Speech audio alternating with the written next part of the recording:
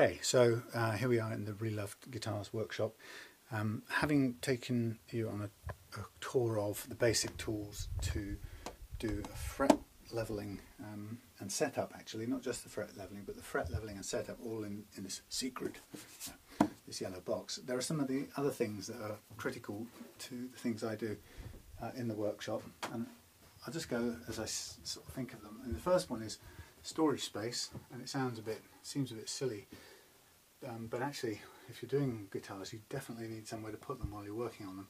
So my system involves bits of rope and screws hanging from the shed, and it keeps them off the ground, keeps them well out of harm's way, and you know they're perfectly capable and doesn't do any harm whatsoever hanging them in this way. The necks are more than strong enough, and also having a couple of guitar stands around is also very useful. That's the first thing. The second thing is good lighting that you can direct where you need it. And obviously here we've got a couple of different lights that can move around, and this big one is just for kind of warming the place up and throwing some light on the background. Obviously it sort of goes without saying, but one of the things that you need is a work surface and at the right sort of height, and this one is kind of crudely made. It's made from great big chunks of pine left over from doing the garden and hammock posts, but it also has some very strong table, part of a very strong table that we used to have indoors that I made out of oak floorboards. So it's very, very flat and very solid, and it is chucked into place, fitted into place as part of the structure of the shed. So a good solid work surface at the right height is critical. Hello, there's Morris. It's vital to have a cat who comes in and shares your workspace with you. Morris kind of gets everywhere. Yes, Mr. Morris. You're going to stay on your towel and just hang out for a bit. So, yeah, solid work surface. Heat, if you're going to be in your shed, that's really important. I mean, it's not very economical, but it's important. And then a sort of box of, even if it's untidy, a box of commonly used, repeated use tools, things you always need to hand: glues, some lacquer, solder, a load of pliers, and over here the kind of various things that I use for fret leveling and whatnot. Here's Morris. Now also what I have here is a thing I couldn't be without, which is naphtha. That's the lighter fluid solvent, harmless to guitar finish, but vital for cleaning stuff up. And I clean both the guitar bodies, the fingerboard, and all the component parts, the tuners and metal bits, whatever. That's critical. We've got some polishing compounds, a range of those we can grab at any time. Over here, a set of diamond coated files which can come in really handy for little jobs. Power screwdriver, always on charge. My nut files for setting the correct slots on the nut. This is critical for making the guitar play properly. I guess I would have included those in my emergency kit if I'd have thought about it. What else? Got some graphite here, powdered graphite. That's great for putting into the nut slots to lubricate them. Of course you've got to have a soldering iron. And lots of power points that you can use. And some clamps, really important. What else? Oh yeah, right, staring us in the face, the pillar drill. This, if you're going to replace tuners or you've got to have a pillar drill. It's the only way you're going to get a clean hole on anything without shattering the headstock of guitars left, right and centre. And this pillar drill, believe it or not, is only about 60 quid. It seems a ridiculous amount of metal and gubbins for so little money.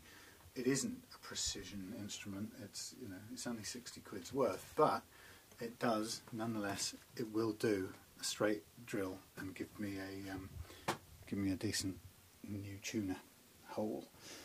So there you go. That's a quick tour of the things I need to have in here. There are, of course, the bikes which haven't seen any action in the last year, but they will do. That's my promise. I'll take them out. The problem with them is we don't have anywhere else to put them. And then there's a couple of other things you can see in here. There's cardboard, which is absolutely vital for packing guitars when sold on eBay, and along with that, underneath there's a sort of permanent supply of bubble wrap. I prefer to have two different kinds, but I only have one at the moment, and it's a fine bubble wrap, but it's still good for protecting things. But ideally you might have a very fine one like this, but you also might have a sort of one with bigger air bubbles and stronger plastic for really protecting the guitar. Yeah, so that's the main stuff. Of course, twinkly flashy lights at any time of year, so that you can always be in a festive mood. And what's nice about that too is if you can figure out where they plug in, which I can't.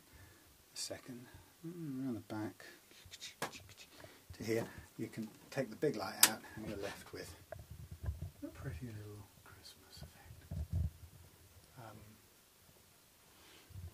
Oh, Morris nearly fell off there. So it's all very different with the white lights only, but again, the camera's not bad. I think it adjusts one way or another, so you can still see stuff. What do you say, Morris? Yeah? With his wet nose. Right. Plug this back in. Okay. Dump this on here.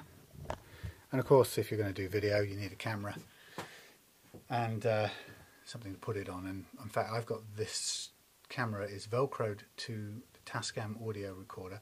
The Tascam I use for work when I'm up in London. I capture interviews on it, but it doubles as a perfectly good sound.